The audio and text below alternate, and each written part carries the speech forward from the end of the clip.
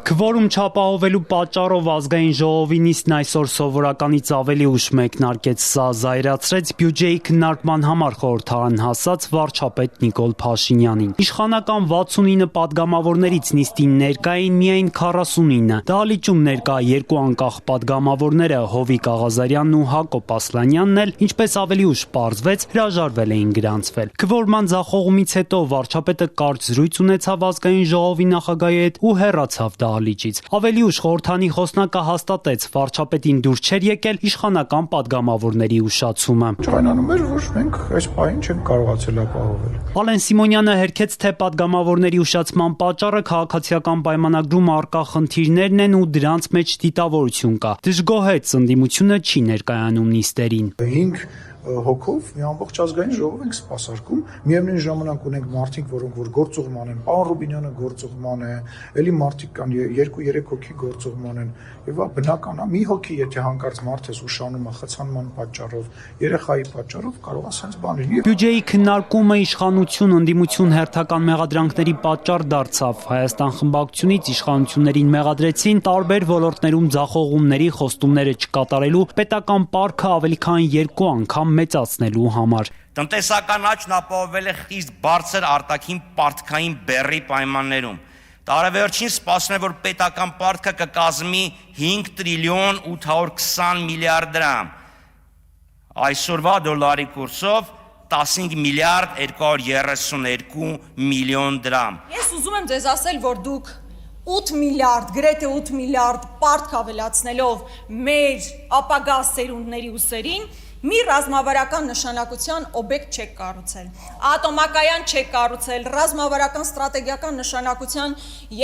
ենթակառուցվածք չեք կառուցել, երկաթգիծ, վարկով ապրող պետություն, վարկով ապրող քաղաքացի, գնալով թանկացող գներ, չաճող եկամուտներ, այսինքն ոչ թե չաճող, թվերը աճում են, բանի վրա, թղթի վրա աճում են, կենսամակարդակը դրանից աճում է,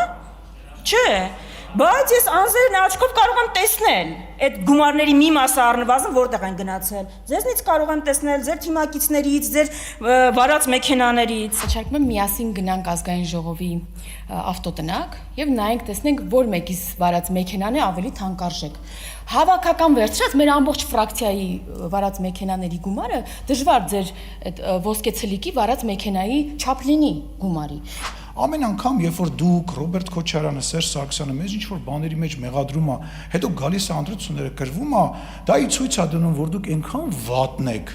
այնքան վատն եք, որ ինչի մեջ էլ մեզ մեղադրեք,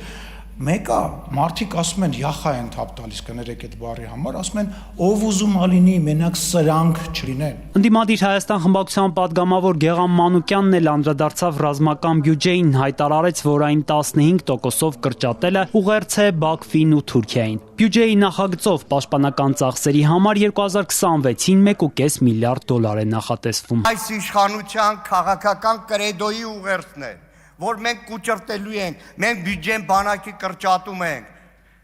ուղղված Բաքվին, ուղղված Թուրքիային եւ այլ ոչ բարեկամ երկրների։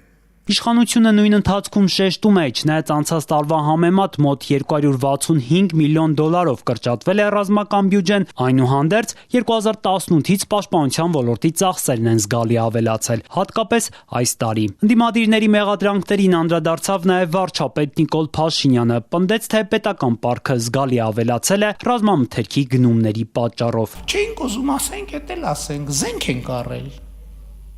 Զենք ենք առել։ Պարտքով ենք զենք առել։ Այո, պարտքով ենք զենք առել, ինչի, որովհետև շատ է պետք եղել ու միանգամից։ Պաշտոնական վերջին տվյալներով Հայաստանի պետական պարտքը ավելի քան 14 միլիարդ դոլար է, գրեթե 11%-ով ավելի 2024-ի տարեվերջի տվյալներից։ Հայաստանի վարչապետը դարձյալ ընդդիմադիրներին մեղադրեց օտարերկրյա ազդեցության գործակալ լինելու համար։ Ավելին, ինչպես եկեղեցու, այնպես էլ այս դեպքում ժողովրդին հղում անելով հայտարարեց, թե խորհրդարանական ներկա ընդդիմությունը հաջորդ գումարման ազգային ժողովում պետք է չլինի։ Մենք պետք է որոշում կայացնենք, ընդ որում էական չի, որ երկրի։ Մենք պետք է որոշում կայացնենք, մենք հանդուրժում ենք մեր երկրի խորհրդարանում ուրիշ երկրների ազդեցության գործակալների ցանց։ Մենք պետք է որոշում կայացրենք, մենք հանդուրժում ենք մեր սրբության սրբոցում ուրիշ երկրների ազդեցության գործակալների ցանց։ Ինքնիշխանության ու ազդեցության գործակալի մասին խոսում է մի իշխանություն, որ իր երկրի անվտանգության հիմքը դարձրել էր դրոշները։ Հիշեք Հայաստանում ամեն քայլափոխի Ռուսաստանի դրոշը տնկված էր, Ամերիկայի դրոշը երասխուն դրված էր, իբր անվտանգություն ենք ապահովում, Եվրամիության դրոշներով։ Բյուջեի քննարկումներն ավարտվեցին, առջևում քվեարկությունն է։